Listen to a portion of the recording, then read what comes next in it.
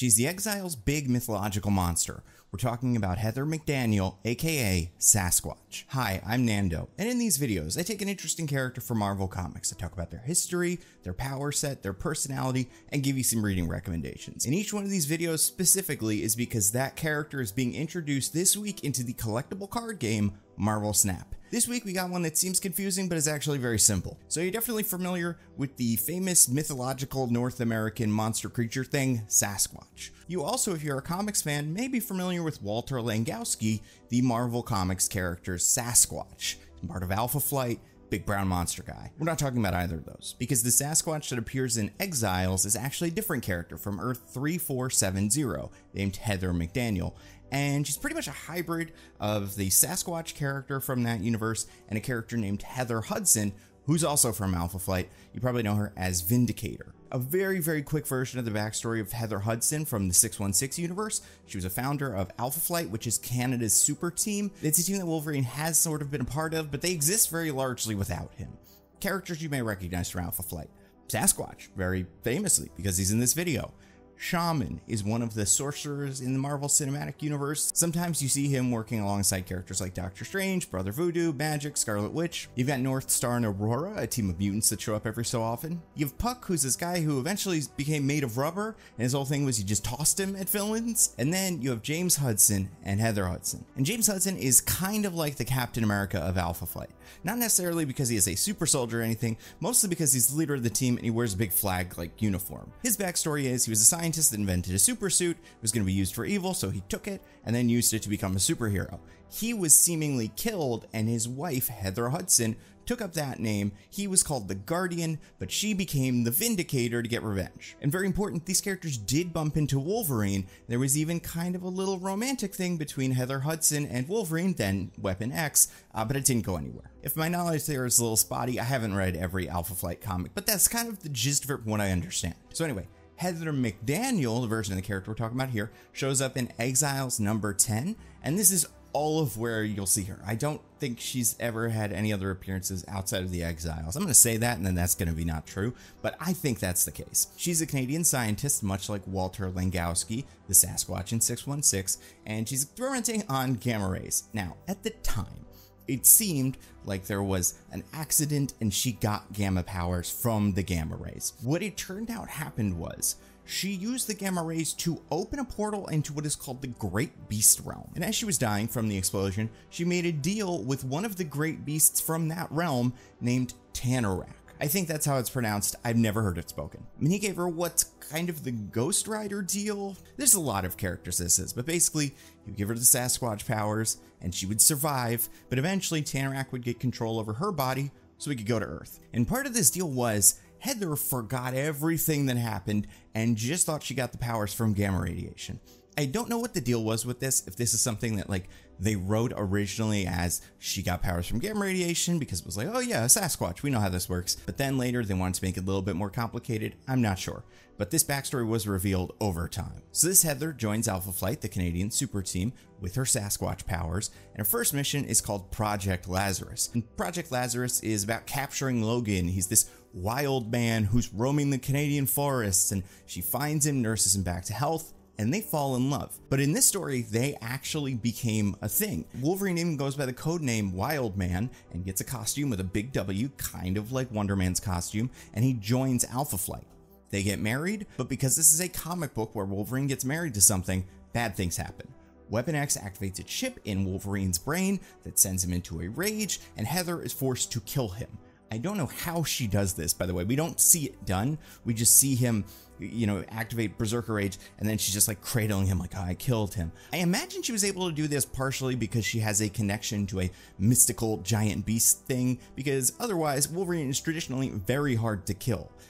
Really like the best way to kill him, it seems like just wait, because eventually they do get old sometimes and die, and they're poisoned by the adamantium or something like that. But like, this is a prime of his life Logan, so I don't know what she did. So basically joins Alpha Flight, gets powers, marries Wolverine, kills Wolverine, marries James Hudson, Guardian. So this is all the stuff that we find out in her backstory, because then she is unstuck from time like everyone else in these and joins the Exiles. Now, for people that haven't watched my other videos, and I would definitely recommend watching some of them because they're all great, but basically the Exiles are this omniversal damage control squad sent around to different multiverses by some sort of guy that's in charge that we don't know too much about, but they're plucked from their universes. So some of them are fan favorite characters like Blink or Sabretooth from the Age of Apocalypse timeline, and some of them are different versions of characters we're familiar with.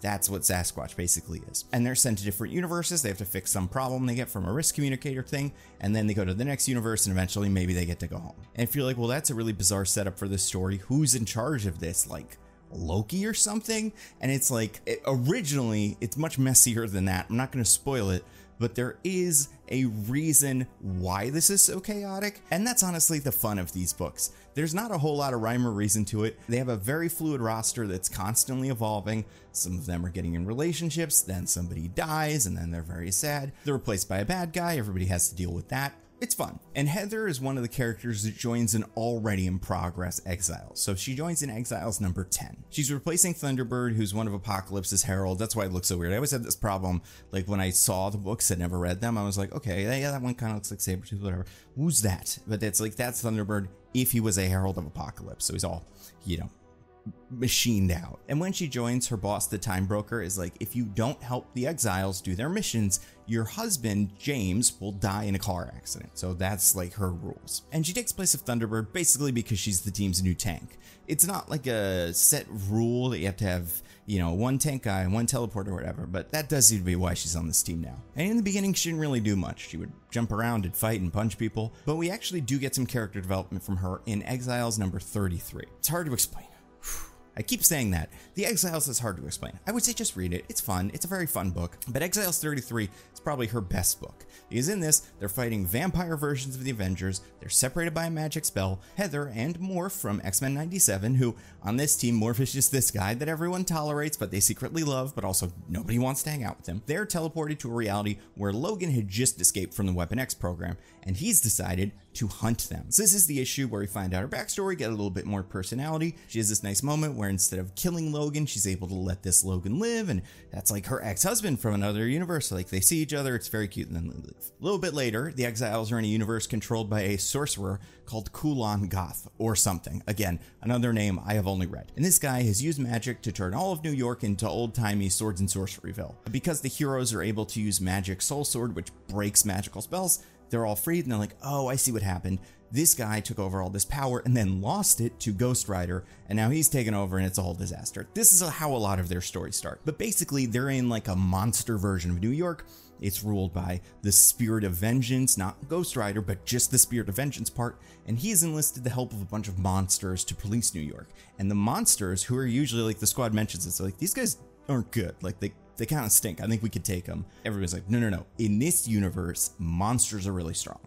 And Heather will not turn into Sasquatch. Everybody's like, come on, turn into Sasquatch. It would be really helpful. And Heather's like, no, because he'll be too powerful here and that will be bad. Things don't go well. They get desperate. And eventually, Heather is forced to transform into Sasquatch. And because of that, Tanarak is able to take full control of her body. So Tanarak is just like a bad guy. And he's saying basically like, there's no more Heather. It's just me. Don't even try to get her back. And listen, I'm a bad guy and a couple characters will do this. Let's go kill those guys in charge of us and then take their power. And that'll be great, wouldn't it? So Tanarak goes to a dimension where they just get all the supervillain scientists together, including a bunch of them getting a fight. Dr. Doom and Dr. Octopus are like, this is stupid. But Tanarak's basically like, I need some of you to get me to this Time Broker guy. While that's happening, Beak, who is now a member of this Exiles team, goes to the Alpha Flight of that universe and finds that universe's shaman. And that universe's shaman is like, I know that she's here because our Tanarak called me.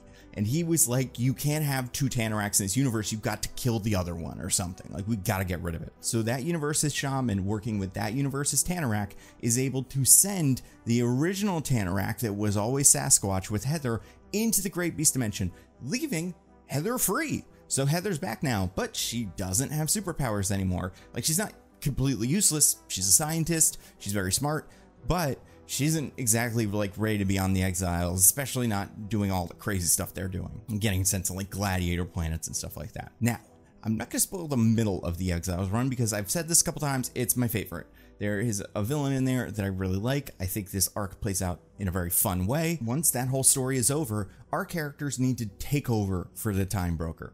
And Heather, who was part of the Exiles, but now is like not able to do as much fighting. She's like, I will do this. I will be the guy in the chair. But the team goes to another dimension, does a mission, and they come back way later. It doesn't seem like it to them, but it's been 6 months.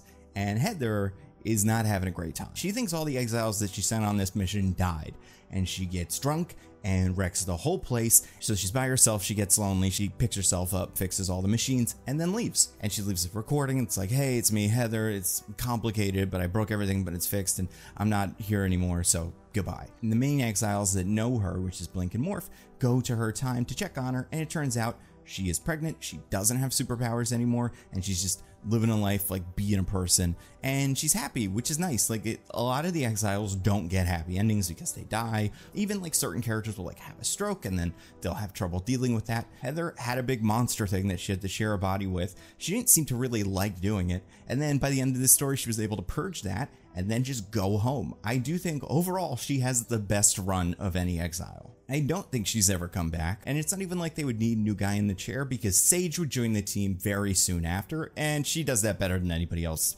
basically in comics. And that's it. As far as I know, we've never seen Heather again.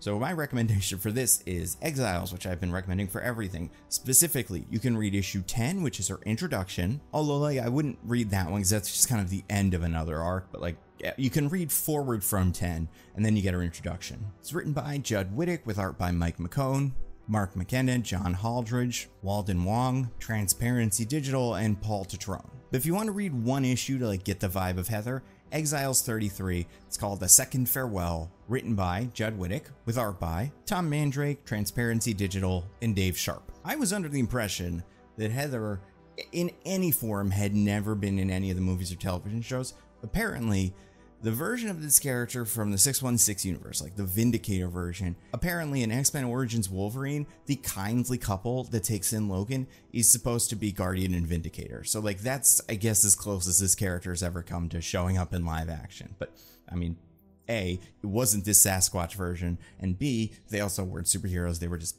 guys. In Marvel Snap, Sasquatch is a 6 cost, 10 power, with the card text, costs 1 less for each card you played last turn. Again, this is another card that is introduced with only one variant that is in the Spotlight cache. It's by Alberto Delago. It's gorgeous, but I would love it if there were more. One thing that's weird about Sasquatch that neither of these variants really touch on is the fact that like, she is a big monster creature who's basically supposed to look like the original Sasquatch, but white. And like Walter Langowski Sasquatch is brown, and this one is white. That's how you know the difference. But also, and I don't really know this about like Sasquatches, like the real, real Sasquatches, but like Walter and Heather are both drawn we've seen characters like this, like beastly figures who don't wear any clothes, and you just have a big patch of fur over the crotch. For some reason, they have these little dangling, what almost seems like they would be loincloths, but it's part of their body. It's weird.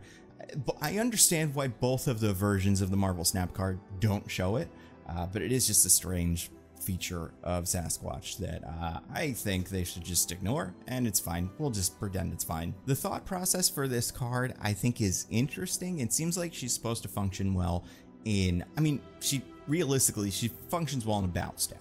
But the base for how this card works, it works similarly to She-Hulk, which makes sense because that's another Gamma character, except in reality, the version of Sasquatch that appears on the card is not the Gamma version. It's the one that's powered by an evil beast. Now, I don't think this is a really big deal. I imagine if Sasquatch was introduced outside of this Exile series, it would be the brown one. But for that reason, like the Hulk, She-Hulk, Gamma connection doesn't really work for me. By now, we have a couple of Exiles in the game. I wouldn't say any of them work particularly well with the bounce deck. Like what you want to do is on turn 5, put out 6 cards, so Sasquatch is free on turn 6. And originally I thought you could also do this with a zoo decks like Squirrel Girl, but you didn't play 3 squirrels. The card that works that way is Mysterio. That's who this card is going to work the best with. Because if you play Mysterio on turn 2, you can play Sasquatch on turn 3 for 10 cost. Like that's an amazing 3 power. But like Blink, Nocturne, Morph, Sage, Nomura, all relatively expensive cards, like none of them are 1 costs, so you wouldn't see any of them in a bounce deck. As far as Alpha Flight members, like I don't think she works great with Wolverine, but like she's okay with Wolverine because he's an inexpensive card, so you can play maybe 2 other cards on turn 5, and then She's, you know, a 3 cost on turn 6. That's pretty good. Like, she has a very limited comic history, so it's pretty easy to go like, not Nocturne, not Blink, not Sage. It's like most of the Exiles don't work particularly well with her, although Sabretooth kinda does. Because once you kill Sabretooth, he becomes a 0 cost card, so then if you play Sabretooth on 5, you can play other cards on 5, and then she's less powerful. So I'd say Sabretooth's really the only Exile that I can think of that she works well with. Maybe she does kind of work well in a destroy. I mean, like, she doesn't work great in a destroy deck, but like there are a couple of low cost cards that you might be playing on turn 5. I could see a turn 5 where you play a Deadpool that has been powered up already, Nico Minoru to do whatever, it doesn't really matter, a Sabretooth who's already been played, so he's 0 cost, and then a Venom, kill all of them, and then you can play Sasquatch on turn 6 for 2 cost, which is pretty good. Then that's still gonna make it so you can't play Null. I don't know. She's gonna work well with Beast and Mysterio and Shadowcat. She's on the Exiles sometime, but I don't think the synergy with the Exiles is great. Is this card good? I think it's like a decent card for bounce decks. I don't think they have like a card like this yet. So, you know, so it definitely seems like a useful card, but I can't tell right now if it's going to be like meta defining. The same way that someone like Cull Obsidian was when he dropped, because he was so simple. It's like bounce decks with Sandman showing up so often now. I don't know if she's going to work. But anyway, those are my thoughts on Sasquatch. Overall, I'd say this Exile season has been pretty good. I think Blink, Nocturne, and Sage were great. I think Nomura and Sasquatch were okay, but I do like Blink, Nocturne, and Sage enough on their own that I think they can always be kind of useful. And I also like that we were talking about the Exiles, because it's a really fun book. It's one of those ideas where like we're gonna look back and go, Disney, what are you sitting on this technology right here? You got the Exiles, you've got these guys that can go into the different multiverse and go mess around, and you can introduce mutants that don't need to count. You can even introduce variants of characters, and like maybe that's kind of what Deadpool is gonna be. Maybe like Deadpool and Wolverine, like they're exiled mutants, so that's kind of interesting. I mean, it's begging to be a 15 episode Disney Plus show, but like 10 seems to be the most you can get out of it, where maybe there's even a new Exile every week. That could be a lot of fun. One other thing real quick about Sasquatch, I love this Havoc variant. I'm not gonna get like enough Spotlight caches to get it. I'm not that interested in this card, but like that's a cool variant. Love the Hellfire Gala. So if you enjoyed this video, subscribe to the channel, but more importantly, these are all going to go up a week early on Nebula. So if you're subscribed to Nebula by the Nando Cut or through Nando V Movies or through any other YouTuber you may already love, you look for next week's video and it is already there. Unless you're there now watching this video, in which case this is me just kind of telling you that this video is early, which is information that is good to have because you may be confused. Overall, Sasquatch is confusing. I don't blame anyone for being confused by this character. And next month, oh boy, we're doing the Eternals. Originally, I was like, are they even gonna put the Eternals in a Marvel Snap? And apparently they are, and the cards are interesting, and the history of the Eternals is genuinely cool. I just think in comics, they haven't had like their moment the way that some of these other teams have. So thank you, yes, enjoy the video, share them, all that stuff. You will see me next time. Stay safe.